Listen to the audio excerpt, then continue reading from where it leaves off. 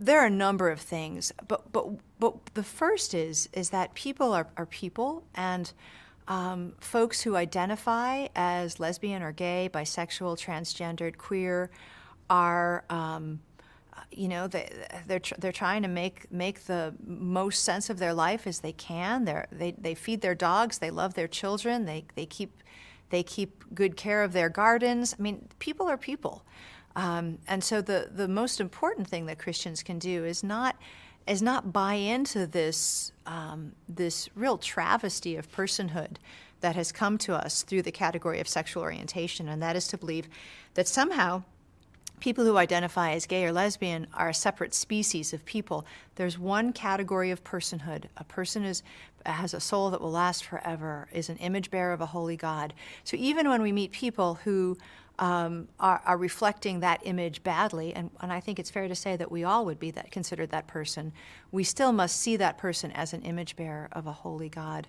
Another thing Christians get really tripped up with, I think, is they focus so much on the particular sin that person manifests, or that you think that person manifests, and they become then bad listeners. You know, when I first started reading the Bible and was meeting with Ken Smith, who's the pastor the Lord used in my conversion, he was really clear that he knew that my being a lesbian was not my biggest sin.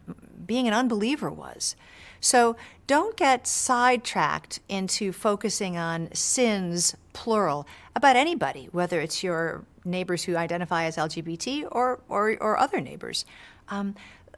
Get to know people well enough to know what's really the issue. You know, everyone has a longing for those things that eternal souls need. And the Word of God is the only food, and the person of Jesus Christ is the only friend for all of humanity. So don't get sidetracked with how people are presenting themselves or how they're identifying. That's not helpful, and it's not even kind.